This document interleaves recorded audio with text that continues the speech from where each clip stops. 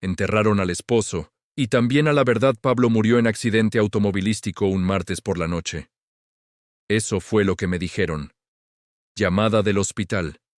Voz profesional. Palabras cuidadosas. Su esposo tuvo un accidente. Perdió el control del auto. Impactó contra poste. Murió instantáneamente. Lo sentimos mucho. Fui al hospital en shock. Todo era irreal. Las luces fluorescentes, el olor a desinfectante, la gente moviéndose en cámara lenta, todo menos real que pesadilla. Me llevaron a ver su cuerpo. Estaba cubierto con sábana blanca.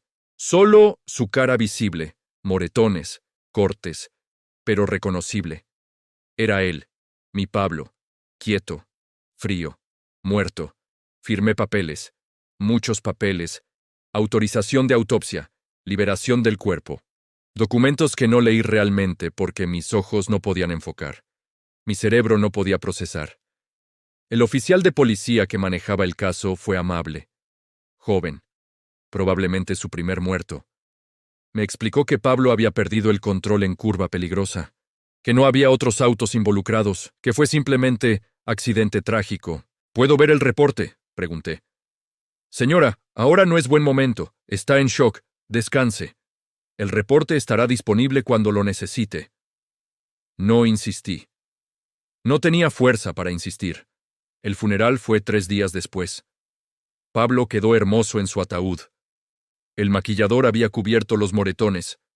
Vestía su mejor traje, parecía dormido, pacífico, como si en cualquier momento fuera a despertar y preguntarme por qué estábamos en funeraria. La gente vino. Amigos, familia, compañeros de trabajo. Todos con las mismas palabras vacías. Lo siento. Fue tan repentino. Si necesitas algo. Nadie diciendo nada real. Nadie diciendo nada que ayudara. Su mejor amigo Marcos vino. Estuvo ahí pero callado. Demasiado callado. Parado en esquina, mirando el ataúd con expresión que no pude descifrar. Cuando intenté hablarle, se excusó rápidamente. Dijo que no se sentía bien. Que volvería después. Nunca volvió. Su compañera de trabajo, Alicia, también estuvo. Lloró más que nadie. Sollozos profundos, dramáticos. Cuando le agradecí por venir, me miró con ojos rojos y dijo algo extraño. Lo siento tanto. Ojalá hubiera sido diferente. No entendí entonces. Pensé que solo expresaba pesar general. Ahora sé que había más en esas palabras. Después del entierro, volví a casa vacía. Casa donde Pablo y yo habíamos vivido durante 8 años. Cada rincón tenía su presencia. Sus zapatos junto a la puerta. Su café a medio terminar en la mesa. Su almohada que todavía olía a él. Me senté en su lado de la cama y lloré hasta quedarme sin lágrimas. Los siguientes días fueron automáticos. Levantarse, vestirse, comer algo, existir, sin propósito, sin dirección. Solo esperando que el dolor disminuyera aunque sabía que no lo haría pronto. Una semana después del funeral, el oficial me contactó. Dijo que el reporte final estaba listo, que podía pasar a recogerlo cuando quisiera. Fui esa misma tarde. Necesitaba entender. Necesitaba detalles. Necesitaba algo concreto en medio de toda esta abstracción de dolor. El reporte era técnico, lleno de términos que apenas entendía. Velocidad estimada, punto de impacto, daño vehicular, causa probable de pérdida de control. Pero había algo que no cuadraba. El reporte decía que Pablo había sido encontrado en el asiento del conductor. Solo en el auto. Pero también mencionaba que había evidencia de segundo ocupante. Cinturón de pasajero extendido. Cabello en asiento. Marcas de maquillaje en el espejo retrovisor. Pregunté al oficial. Dice aquí que había evidencia de otra persona en el auto. Sí, pero no encontramos a nadie. Quizá recogió a alguien antes. O alguien usó el auto recientemente. Pablo usaba ese auto solo él, para ir al trabajo. No recogía pasajeros. El oficial se encogió de hombros. Es solo observación en el reporte. No afecta la conclusión. Fue accidente. Punto. Pero no era punto, no para mí. Algo no encajaba. Algo me decía que había más historia. Fui al lugar del accidente. Curva en carretera poco transitada, lejos de la ruta normal de Pablo entre casa y trabajo. No había razón para que estuviera ahí. Había flores en el poste. Flores que yo no había puesto. Ramo pequeño con nota que decía, perdóname. Te extrañaré siempre. Sin firma, sin nombre. Solo esas palabras. Tomé la nota. La guardé. Era evidencia de algo aunque no sabía que todavía. Revisé el teléfono de Pablo. Lo había dejado en casa esa noche. Raro porque siempre lo llevaba. Siempre. Pero esa noche específicamente lo había olvidado. O lo había dejado intencionalmente.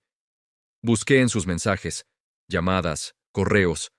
Todo parecía normal. Trabajo, amigos, familia, nada sospechoso, nada fuera de lugar. Hasta que encontré aplicación escondida. Una de esas aplicaciones de mensajes secretos que requiere contraseña. Intenté varias combinaciones. Cumpleaños, aniversario, nombres. Nada funcionaba. Finalmente probé la fecha del accidente. Y se abrió. Los mensajes eran entre Pablo y Alicia, la compañera de trabajo, la que había llorado tanto en el funeral. Los mensajes eran inequívocos. Affair. Relación que había durado al menos 2 años. Planes de estar juntos. Promesas de dejar a la esposa clueless en casa. Yo era la esposa clueless. Los últimos mensajes eran del día del accidente. Alicia preguntando dónde estaban. Pablo diciendo que iba en camino. Ella diciendo que necesitaban hablar. Que estaba embarazada. Que tenían que tomar decisiones. Después nada. Silencio digital que terminó en muerte. ¿Sabes quién? La esposa de Pablo. Necesito que hablemos. Silencio largo. Después suspiro. Finalmente habló. Voz quebrada. No puedo hablar de esto por teléfono. Si quieres saber la verdad, ven a mi casa. Fui. Manejé a su departamento con manos temblorosas y rabia creciendo en mi pecho. Cada semáforo en rojo era tortura. Cada minuto esperando era un minuto más, sin saber la verdad completa. Alicia vivía en edificio moderno en zona que Pablo decía que era demasiado cara para nosotros. Ahora entendía por qué conocía los precios. Había estado pagando su renta. Con nuestro dinero. Con mi dinero. Abrió la puerta con ojos hinchados. Había estado llorando, mucho. Su cara era mapa de dolor y culpa. Entra, dijo apenas audible. Su departamento era pequeño, pero bien decorado. Fotos en las paredes. Reconocí algunos lugares. Playas donde Pablo decía que iba en viajes de trabajo. Restaurantes donde decía que tenía cenas con clientes. Todas mentiras, todas con ella. Siéntate, ofreció señalando el sofá. Ella se sentó. Se abrazó a sí misma como protegiendo algo. Su vientre. El bebé que llevaba. El hijo de mi esposo. Pablo y yo teníamos planeado encontrarnos, comenzó. Íbamos a ese lugar apartado porque nadie nos vería ahí. Él iba a recogerme en la esquina, pero yo decidí esperarlo directamente en el lugar. Llegué primero. Esperé en el auto con él. Continúa. Le dije que estaba embarazada, que teníamos que decidir qué hacer. Él se puso mal. Empezó a decir que no podía dejarte, que lo nuestro era error, que el bebé era error. Lágrimas corrían por su cara ahora. Pero no sentí compasión. Solo necesitaba escuchar. Empezamos a discutir. Fuerte. Yo le gritaba. Él gritaba. Me dijo que no estaba lista para ser madre, que estaba arruinando su vida. Yo le dije que él había arruinado la mía, que había prometido que dejarías, que estaríamos juntos. Todas mentiras. Todas mentiras, repetí. Eso al menos era verdad. Empecé a bajarme del auto. No quería estar ahí. No quería verlo. Pero él intentó detenerme. Agarró mi brazo. Jaloneamos. El auto estaba en neutral, en la pendiente. Empezó a moverse. Pablo intentó frenar. Pero estaba distraído. Entre yo tratando de salir y él tratando de detenerme. El auto ganó velocidad. La curva llegó. Él no pudo controlar. Impactamos. Te saliste antes del impacto. Salí justo cuando íbamos a chocar. Me aventé. Rodé por el pavimento. Me lastimé, pero sobreviví. Pablo no tuvo tiempo. El auto chocó con él adentro. Y te fuiste. Lo dejaste ahí, muerto. Y te fuiste. Entré en pánico. Estaba sangrando. Asustada. Sabía que si me encontraban ahí, todo saldría a la luz. Tu matrimonio. Nuestro affair. el bebé, todo. Así que corrí. Caminé hasta la carretera principal. Tomé taxi. Me fui. Llamaste a alguien. Pidiste ayuda. Algo. Llamé a una ambulancia desde teléfono público, anónima. Les dije dónde estaba el accidente. Pensé que tal vez todavía había tiempo, que tal vez lo salvarían. Pero no lo hicieron. Llegaron y él ya estaba muerto. Y tú dejaste que todos creyéramos que fue simple accidente, que él estaba solo, que no había nada más que saber. Iba a decir la verdad. Pero luego pensé en el bebé, en mi trabajo, en mi vida, y me callé. Lo siento. Sé que no sirve de nada, pero lo siento. Me senté finalmente. Las piernas no me sostenían. Todo en lo que había creído sobre Pablo, sobre mi matrimonio, sobre esa noche era mentira. Él no había estado solo. No había sido simple accidente. Había sido consecuencia, resultado de doble vida, de engaños, de secretos. ¿Vas a tener el bebé?, pregunté. No lo sé. No sé qué hacer. Sin Pablo. Sin nadie. No sé. Parte de mí quería odiarla. Quería culparla por todo, por el affair, por el accidente, por las mentiras. Pero ella también era víctima, víctima de las promesas de Pablo, de sus mentiras, de su cobardía. Necesitas decirle a la policía, dije. Necesitan saber la verdad. Me arrestarán por dejar escena de accidente, por no ayudar, por todo. Tal vez, pero la verdad merece salir. Pablo murió por sus mentiras. No podemos seguir construyendo sobre ellas. Ella asintió lentamente.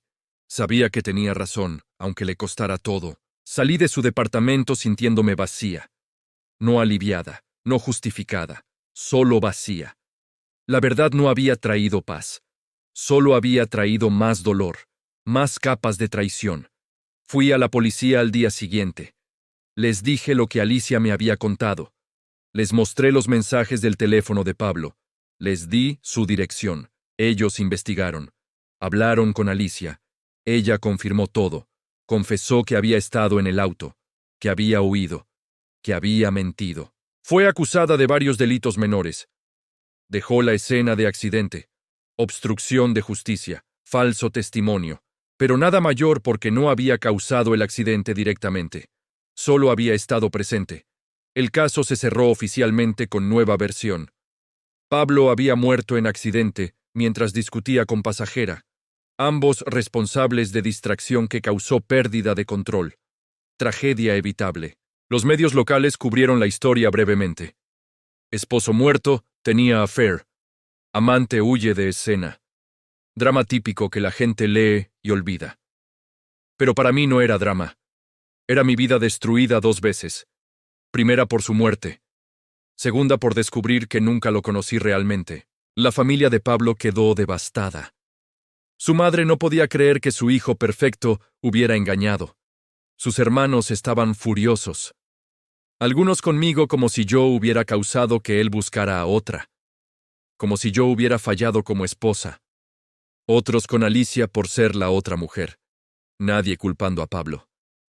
Porque los muertos no pueden defenderse, pero tampoco pueden ser juzgados sin sentir que profanas su memoria. Vendí la casa. No podía vivir ahí. Cada rincón ahora estaba contaminado con mentiras. Me mudé a otra ciudad. Empecé de nuevo. Nuevo trabajo. Nueva vida. Nueva yo que sabía que confiar es acto de fe que a veces se rompe. Alicia tuvo el bebé. Una niña.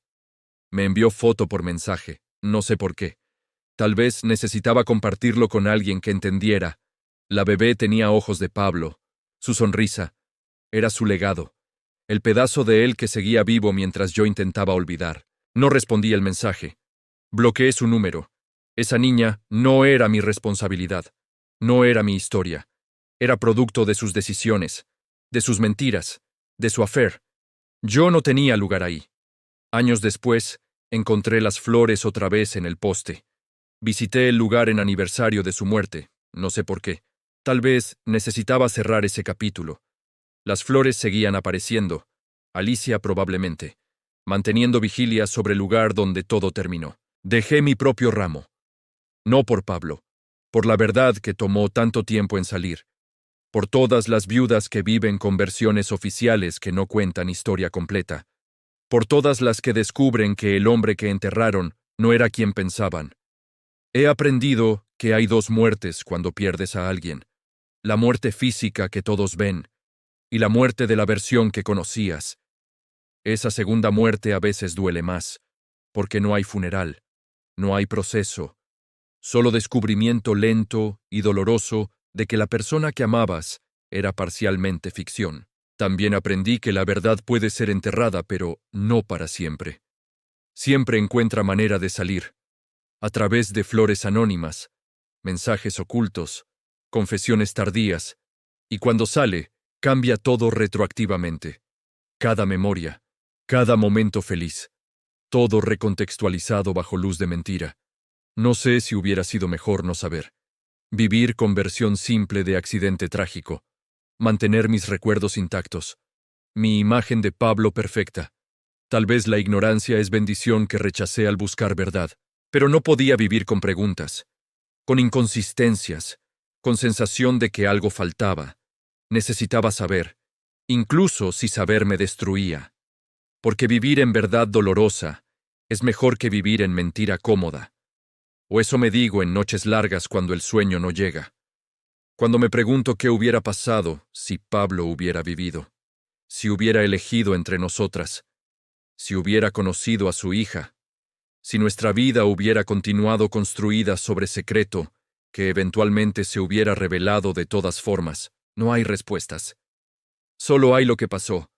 Pablo murió, Alicia huyó, yo busqué verdad, y todos pagamos precio por sus decisiones, por su cobardía, por su incapacidad de ser honesto con ninguna de las dos. Dicen que los muertos deben ser respetados, que no debes hablar mal de ellos. Pero ¿qué pasa cuando el muerto te mintió, te traicionó, te dejó con ruinas de vida que pensaste que era sólida? ¿Respetas la memoria o respetas la verdad? Yo elegí la verdad, y ahora vivo con ella. Amarga, compleja, real, pero mía. Finalmente mía. Si alguna vez descubriste que la persona que enterraste no era quien creías, si la verdad llegó tarde y cambió todo, si sabes que las mentiras pueden sobrevivir a la muerte pero no para siempre, entonces esta historia es también tuya. Suscríbete para seguir escuchando voces de mujeres que eligieron verdad sobre consuelo, que excavaron en lugares oscuros buscando luz, y que sobrevivieron al descubrimiento de que a veces, cuando entierran al esposo, también entierran la verdad. Pero nosotras no dejamos que permanezca enterrada, porque merecemos saber. Siempre merecemos saber.